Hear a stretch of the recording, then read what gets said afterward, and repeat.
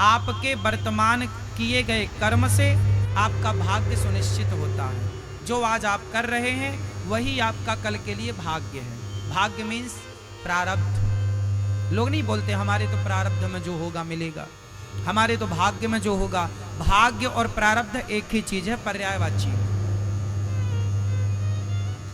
जो भाग्य में होगा मिलेगा, जो प्रारब्ध में होगा। तो प्रारब्ध और भाग्य बना कहां से?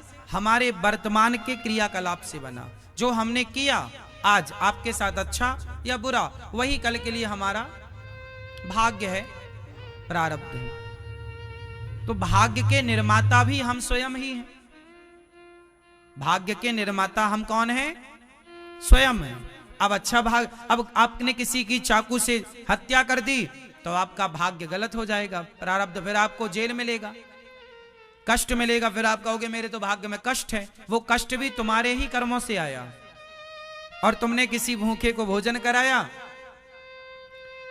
तो उसने भोजन किया, उसको तृप्ति मिली। कल को वो बहुत बड़ा आदमी बन गया। जिसको आपने 2 रोटी कभी खिलाई थी मुसीबत में, वो बड़ा आदमी बन गया।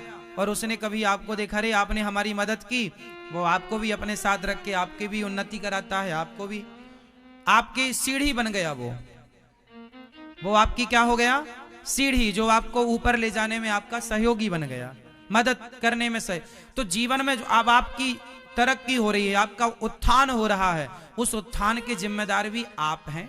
क्योंकि आपने कभी अच्छा किया था, उसका फल आपको मिला। जैसे आपने पढ़ाई के समय पढ़ाई की तो आप सीए बन गए, आप इंजीनियर बन गए, आप डॉक्टर बन गए, आप एडवोकेट बन गए, आप बड़े बड़े पदों में आईएएस बन गए, आईपीएस बन गए, कुछ भी बन गए। तो आपने समय का पढ़ाई की तो बन गए। अब कोई बोले मैं तो कलेक्टर नहीं बन पाया भैया, तो तुमने पढ़ाई नहीं की, तुमने वो मेहनत नहीं की जो करना चाहिए था, वो कहीं ना कहीं कमी रह गई है। कोई बात नहीं, प्रयासरत रहो। तो हमारा वर्तमान का किया हुआ कर्म ही हमारा भविष्य का निर्माण करेगा। इसलिए मूल रूप से है कर्म। पाप और पुण्य में भी सहायक कर्म है। हमने आपका गला दबाया, ये पाप हो गया। हमने आपको रोटी दी, ये पुण्य हो गया। तो कर्म ही तो मूल में आया ना। गला दबाना कर्म था और रोटी देना भी कर्म था। तो कर्म ही पाप पुण्य का निर्माण करता है। गलत कर्म पाप का निर्माण कर देगा, सही कर्म पुण्य का निर्माण कर देगा। तो पाप पुण्य भी कर्म, मतलब मूल में है कर्म। आप ये हाथ हिला रहे हैं, ये भी कर्म है। अब ये हाथ हिलाना ये भी कर्म है ना। अब ये आपको डिसीजन लेना है कि आप किसी लड़की को देख के हाथ हिला रहे हैं, लड़का को देख के हाथ हिला रहे हैं, या भगवान को देख के हाथ हिला रहे हैं कि प्रभु मैं आ गया आपके दर्शन करने के लिए। हाथ तो दोनों में हिलेगा। अब ये आपका ये डिसीजन है कि किसके लिए हाथ हिलाना है ना। मैंने कल ही आपको समझाई एक बात बढ़िया, कि हमने पुष्पों की माला खरीदी और वही माला उसी दुकान से उतने ही पैसे में एक दूसरे व्यक्ति ने भी खरीदी। पर एक ने भगवान को चढ़ाई और दूसरे ने एक वैश्या के कोठे पर जा रहा था तो वैश्या के लिए लेकर गया।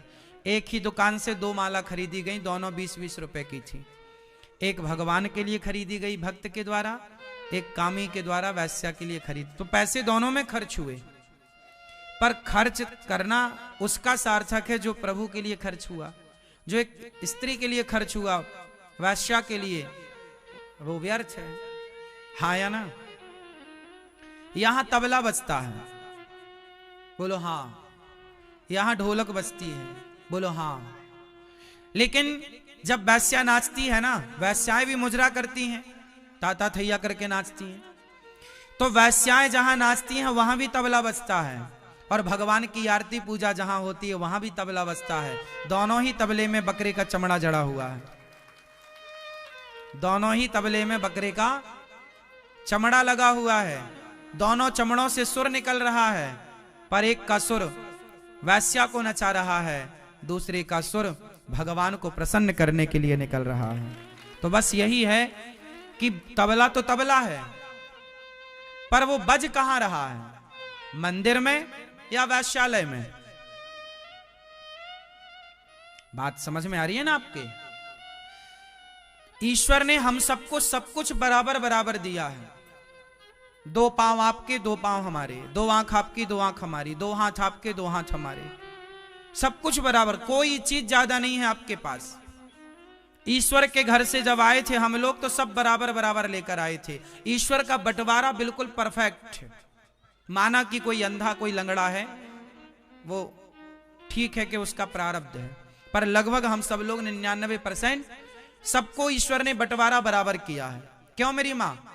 तुम्हारी भी आंखें 2 हैं, पड़ोसन की आंखें भी 2 हैं, तुम्हारे भी पांव 2 हैं, पड़ोसन की भी आंखें 2, हमारे भी पांव 2, आपके सब कुछ 10 उंगलियां हैं, ये देखो सबके 2 अंगूठे और 4-4 उंगलियां, एक एक हाथ में 8-8 उंगलियां और 2-2 ये अंगूठा, 10-10 टोटल। पांव में भी यही सिस्टम है, हाथ में भी यही सिस्टम है। तुम्हारे भी नाखून है, हमारे भी, तुम्हारे भी बाल, हमारे भी बाल, तुम्हारे भी नाक में 2 छेद, हमारे भी नाक में 2 छेद। क्या अलग है? कुछ भी अलग नहीं है। ईश्वर ने बंटवारा जब किया तो सबको एक सा दिया। फर्क यहां है कि जब ईश्वर का बंटवारा हुआ और आप संसार में आए तो किसी ने अपनी इन आंखों से प्रभु के चरणों को देखा, तो किसी ने इन्हीं आंखों से पराई नारी को छिप छिप करके देखा।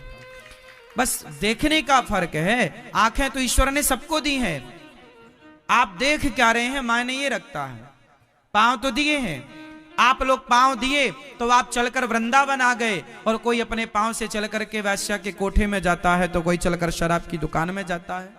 तो पांव से चलकर या तो आप वैश्या के पास जाएं, या तो शराब की दुकान में जाएं, या तो चलकर वृंदावन आए। पांव की जरूरत तो वैश्या के यहां भी पड़ेगी, पांव की जरूरत तो वृंदावन में भी पड़ेगी। तो पांव ईश्वर ने सबको दिए हैं। अब चलकर कहां जाना है ये डिसीजन आपका है, ये डिसीजन भगवान का नहीं है। लोग कहते हैं भगवान की मर्जी के बिना पत्ता नहीं हिलता, तो भगवान थोड़ी तुम्हारा हाथ पकड़ के कोई वैश्या के पास ले गए थे, भगवान थोड़ी रावण का हाथ पकड़ के ले गए थे कि जा सीता को चुरा ले। ईश्वर ने आपको दी रखा है ना, बंटवारा कर रखा। ईश्वर ने आपको बंटवारा किया, हाथ पांव के साथ साथ आपको ईश्वर ने 50 साल 100 साल का समय भी दिया है। मेरे पास कितने साल का समय है? मेरे 33 साल पूरे हो गए जीवन के। मैं 33 वर्ष जीवन के कार्यकाल पूरा कर चुका। अब पता नहीं मेरी कितनी और आयु है, मुझे नहीं पता, लेकिन जितनी भी है वो उतनी ही रहेगी, बढ़ेगी नहीं।